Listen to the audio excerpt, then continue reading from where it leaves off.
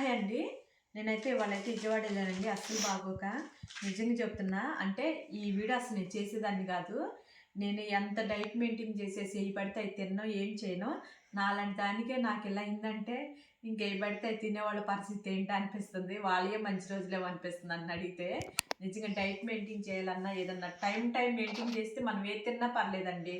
ఏది పడితే అది అస్సలు తినకూడదు. ఏంటి ఏది అని ఇవన్నీ వాగుతున్నాను మీరు అనుకోమాకండి. నేను ఏంటంటే నాకు కడుపులో కాస్త అదే పుండులాగా వచ్చిందండి. డిసీజ్ చాలా రోజుల నుంచి బాధపడుతున్నాను నేను వచ్చేసి. అంటే ఒక 5-6 నెలలు షుగర్ రాకముందు నుంచే బాధపడుతున్నా, కానీ పెద్ద పట్టించుకోలేదు. ఈ మధ్య వచ్చేసి నాకు బాగా ఎక్కువైపోయిందండి. ఇదిగో ఇలాగా దగ్గరికి రావా, ఇంకో అలాగ పుండులాగా వచ్చిందండి. నాకు బాగా ఇన్ఫెక్షన్ అయింది పొట్టలో వచ్చేసి. అది ఒక పైప్ లాగా, అదేమంటారు సండి, నోట్లోకి పెట్టి పంపించారు కదా, అప్పుడు ఎండోస్కోపీ చేశారు. అది చేశారు. నాకు చాలా అంటే చాలా భయం వేసిందండి. నేనైతే ఏడ్ చేశాను, ఎందుకంటే నాకు హాస్పిటల్ అలవాటు లేదు. నేను ఎప్పుడు ఏ మెడిసిన్ నేను ఎక్కువ వాడను కదా. ఈ మధ్య షుగర్ వచ్చింది, ఒక 3 నెలల క్రితం నాటి షుగర్ ఉందని చెప్పి షుగర్ మెడిసిన్ వాడుతున్నాను నేను అంతే. ఇక ఆ తర్వాత ఏమో ఇది వచ్చేసింది మళ్ళీ అమ్మటినే.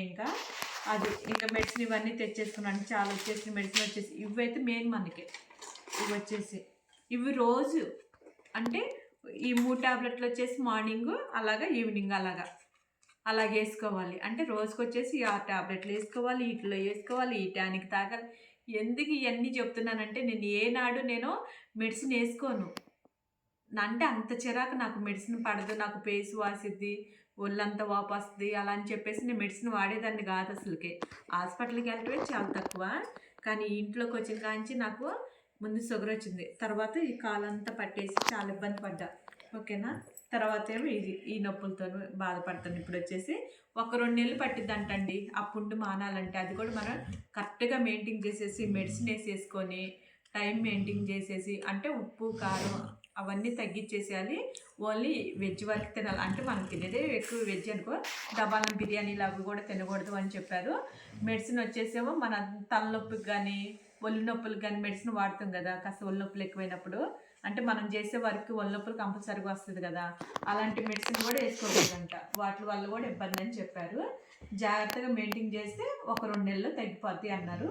మళ్ళీ పొట్టది కూడా స్కానింగ్ చేయాలన్నారు. అంటే ఇంక పొట్టలో ఇంకా ఏదన్నా ఉందేమోనని చెప్పేసి అంటే ఒక వారం రోజుల తర్వాత వెళ్తానండి. ఎందుకంటే నాకు ఈ మెడిసిన్ అన్నిటికీ నేను హాస్పిటల్ అక్కడ బ్లడ్ చెకప్ అవన్నీ చేసినందుకే నాకు అయినాయి అండి. 8,000 ఖర్చు అయింది.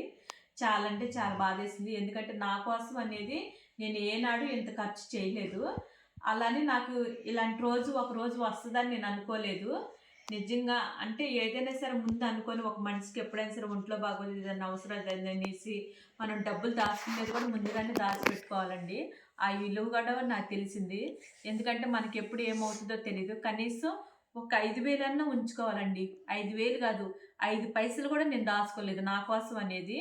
ఇప్పుడు బాధపడుతున్నాను నేను. అంటే ఇవన్నీ అలా సప్పో ఇంక మనకి ఆరోగ్యం కంటే ఎక్కువగా మనం బతుకుంటేనే కదా మన బుట్టి పిల్లలకి అన్నం పెట్టేది.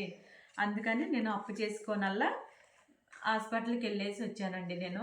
అది ఎవరైనా సరే జాగ్రత్తగా చూసుకోండి ఆరోగ్యం మటుకు. నిజంగా మనకి అంటే 35 సంవత్సరాలు దాటిందంటే ఏదో ఒక రూపాయన మనకి ఏదో ఒకటి వస్తూనే ఉంటుందండి. మనం ఎప్పుడైనా సరే మన ఆరోగ్యం మనం కాపాడుకోవాలి, జాగ్రత్తగా ఉండాలి, టైం మెయింటైన్ చేయాలి. మెయిన్ వచ్చేసి టైం మెయింటైన్ చేయాలి. టెన్షన్ ఎక్కువ తీసుకోకూడదు. ఏ విషయంలో సరే మనం టెన్షన్ తీసుకొని టైం మెయింటైన్ చేయకుండా ఎప్పుడో ఒకసారి అలా చేస్తే చాలా అంటే చాలా కష్టం అండి. అది మీరు లైక్ చేయండి, షేర్ చేయండి. ఓకేనా.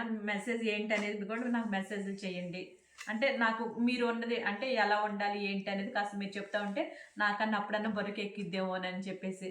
ఎందుకంటే ఎగు నుంచి అని నేను మార్చుకోవాలనుకుంటాను. నేను నా డైట్ మెయింటైన్ అవన్నీ మార్చుకుంటేనే నేను కొంతకాలం అని బతుకుతానేమో అనిపిస్తుంది.